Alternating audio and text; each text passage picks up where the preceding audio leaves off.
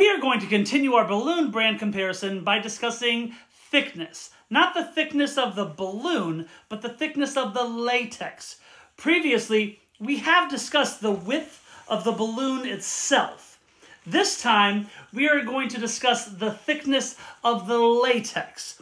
So this more has to do with how flexible the balloon is. So the thicker the latex of the actual balloon, this means that the more stiff the balloon is going to be. So it's going to tend to be a little bit less flexible. So it's going to tend to stretch less as you blow it up, which means it's probably going to blow up less around and less long. So we're going to see that kind of plays out. Some of the brands that have the thicker latex tend to be stiffer with a smaller diameter and somewhat shorter in length. But then some of the brands that have the thinner latex, they tend to blow up with a thicker diameter because the latex is thinner, so it stretches out more. So why would it matter? Well, if you are twisting with a balloon with thicker latex, it may be a little bit more difficult on your hands to do some of the twists because the latex is thicker. So it may take a little more effort to do some of the twists. But on the flip side, once you do the twist, it may hold in place a little bit better because the latex is thicker, so certain twists may hold in place a little bit better. On the flip side, balloons where the latex wall is thinner, certain twists may be a lot easier to do because the latex is thinner, so it may be easier to twist. But the balloon is also going to be easier to pop. So as a general rule, the balloons that are thinner, have thinner latex, they're going to pop easier and deflate quicker and not last as long. Whereas the balloons that have thicker latex, they're going to not pop as easy. They're going to deflate slower and tend to last longer.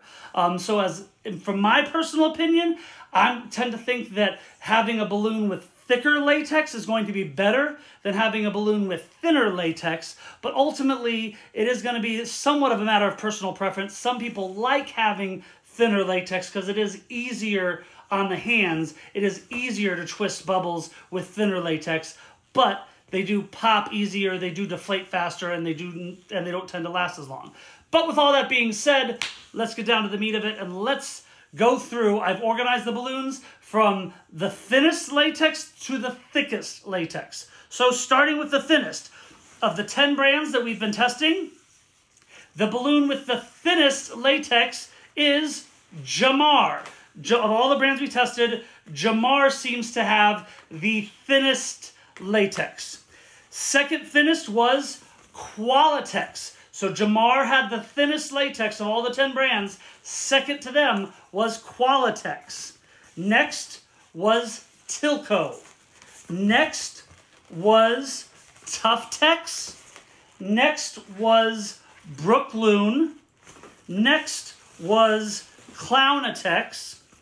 Next was Elitex. Next was Sempertex. Next was Calasan, and the thickest latex was Decomex. So of all the balloons, when you feel the balloons, you can feel a noticeable difference.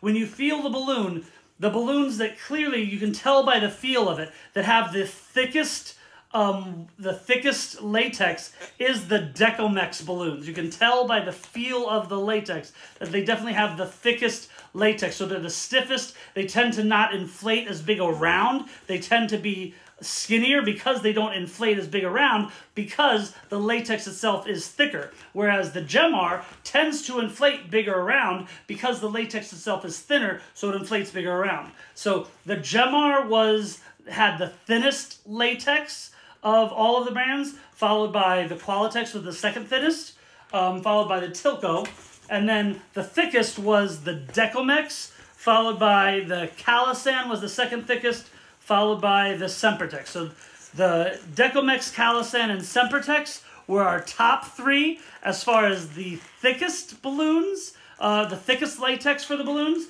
and then the bottom 3 were the Jamar, Qualitex, and Tilco as far as the bottom 3 for the thinnest balloons. But again, it kind of comes down to personal preference. My personal experience has been that the thicker balloons, they're going to not pop as easy. They're going to be not deflate as quickly, and they're going to last longer, but they're going to be a little more difficult to twist. Whereas the thinner balloons, they're going to be more easy to twist, but they're also going to pop easier, deflate quicker, and not last as long. So it just depends on what you're twisting and what your personal preference is. But there you go. Stay tuned for more balloon brand comparisons.